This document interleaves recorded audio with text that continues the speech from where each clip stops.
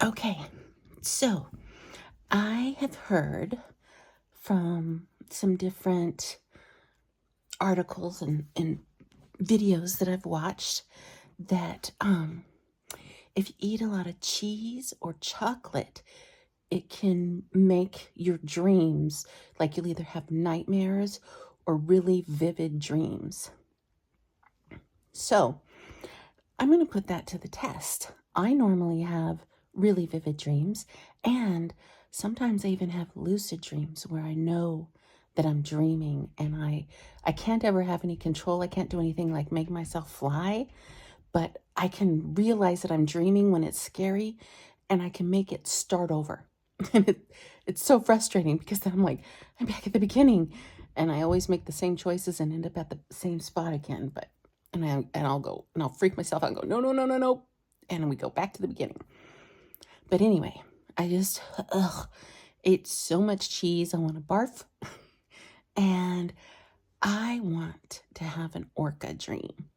I am going to binge watch a bunch of clips on those terrifying creatures and see what happens. I can't believe I'm welcoming an orca dream. I'll keep you guys updated in the morning. Yikes. Oh my gosh, it worked. I can't believe it worked. And yes, I had a nightmare about orcas. Among other things, I had more than one. I'll tell you guys all about it when we get ready together. Okay, hi. Thank you for coming to my channel. My name is Lainey Reese. I am an author of all things spicy, and I tried a thing last night. I'm so excited to tell you about it, but get ready with me while we talk about it. I'm not sure if I'm starting this video with the clips that I made last night or if I'm starting it with this one, but let me tell you what I did. I am an author, like I said, and the books that I have published out now are all some form of romance. I've got most of my books are BDSM romance, very spicy and sexy, and I've hit the USA Today bestseller list twice, and I was with my debut novel, A Table for Three.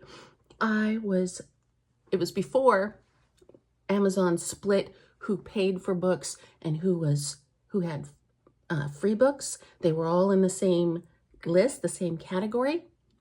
Well, for 2 weeks, two of them, when A Table for Three came out, it hit number 25 for 2 weeks. It stayed at 25, and the 24 above it were free. So I was basically number one at Amazon for 2 weeks. But it was before they started giving those orange flags and, doing all those cool things. I didn't know anything about all of that. So yeah, A Table for Three was a pretty big, awesome deal for me.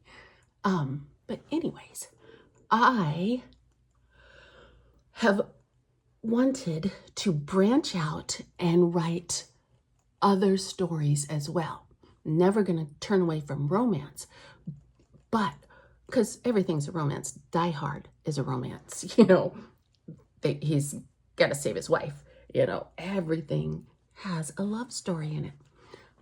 But I wanted to write something where the love story was secondary to what was going on instead of the main focus of what was going on. You get me? So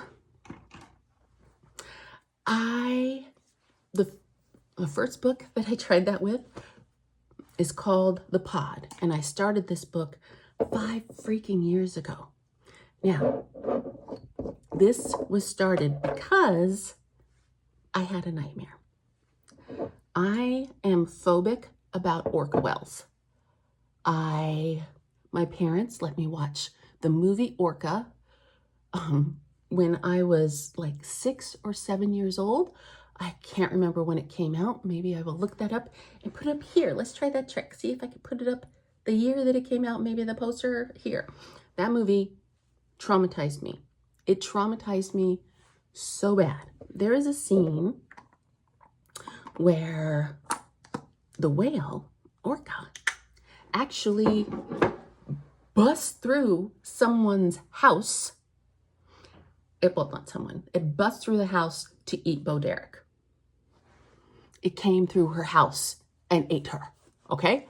So, now, I was 6, maybe 7. I think I was only 6. I think I was in the 1st grade. 6 years old when I saw this movie, and my parents let me watch it. And it was terrifying, okay, to 6-year-old me.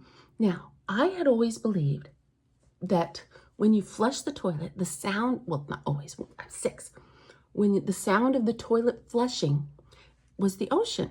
That's what I thought the ocean was, because you flush the toilet and all your waste goes down to the ocean and goes away.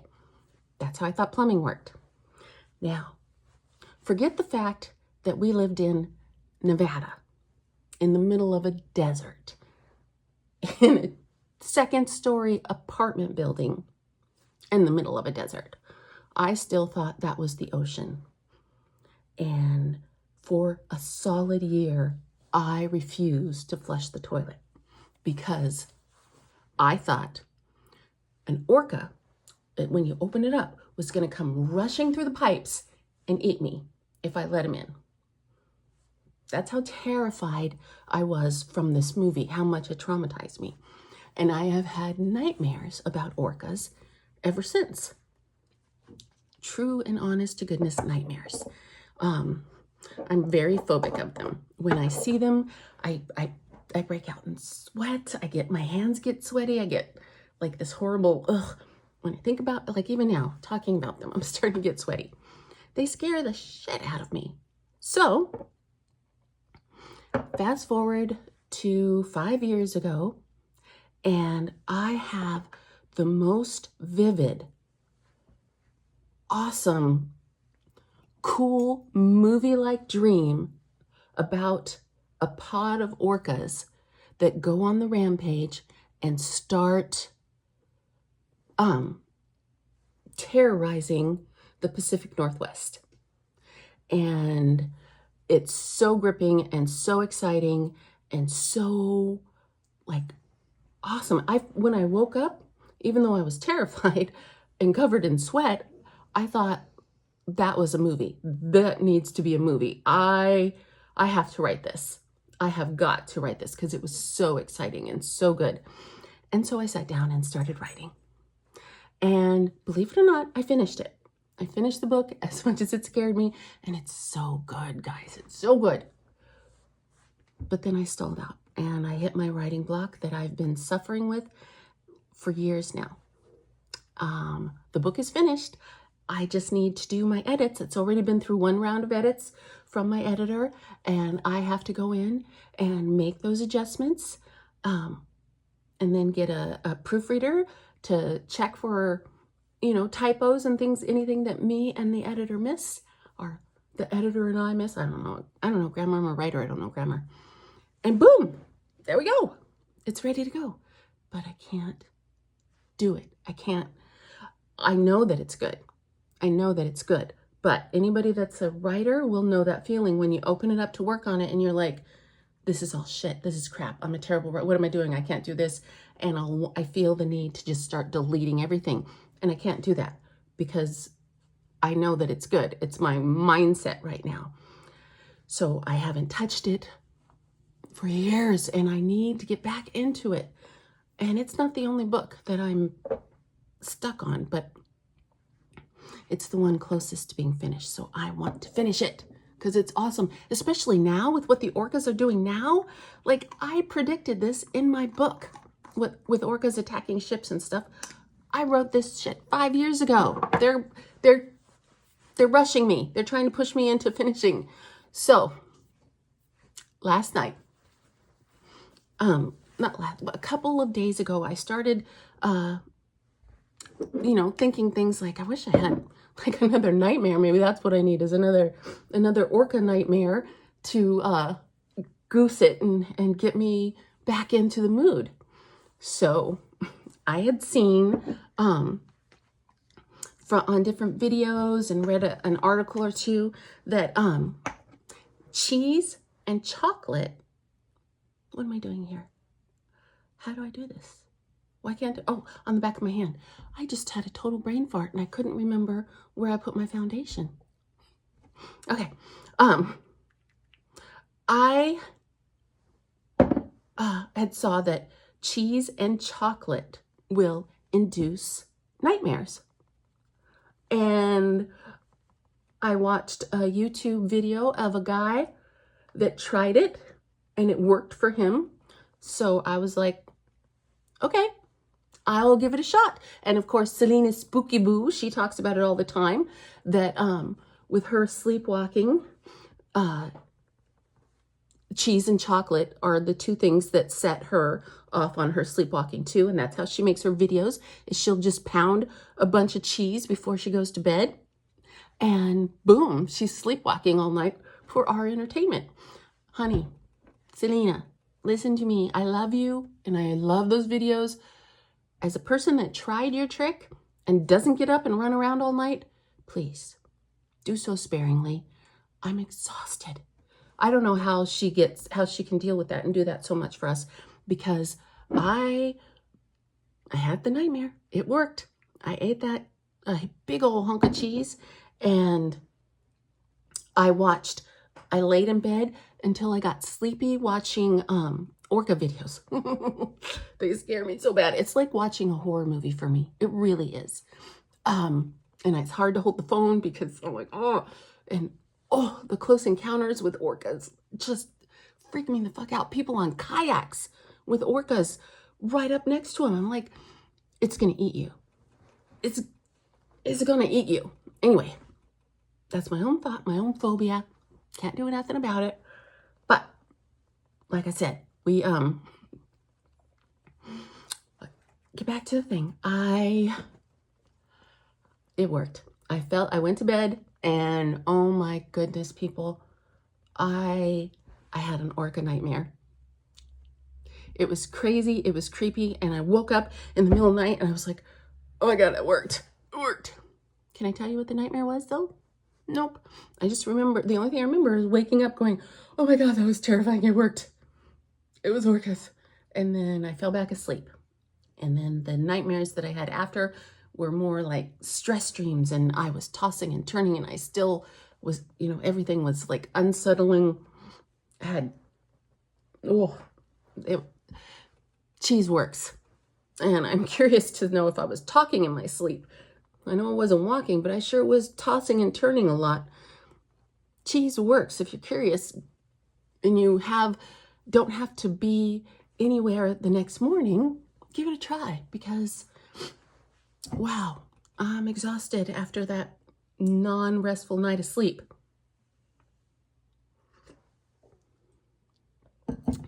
It would be funny if I sleepwalked though.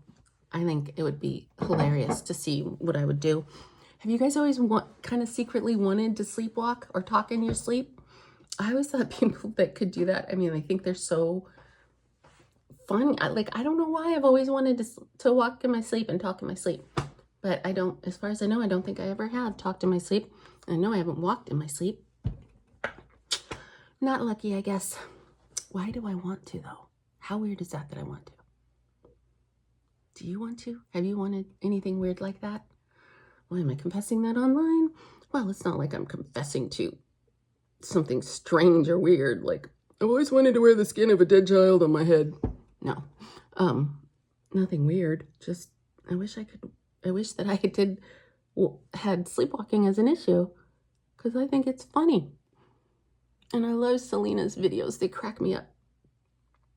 But the cheese didn't get me out of bed last night. It just gave me orca dreams.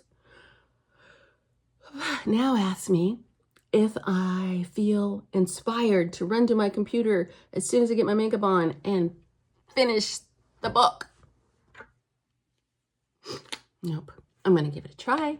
I'm going to open it up and I'm going to try, because man, the story is fantastic and it's exciting and gripping. And my friends that have done beta reading for me, my author friends, they all loved it, unless they're just being nice to me.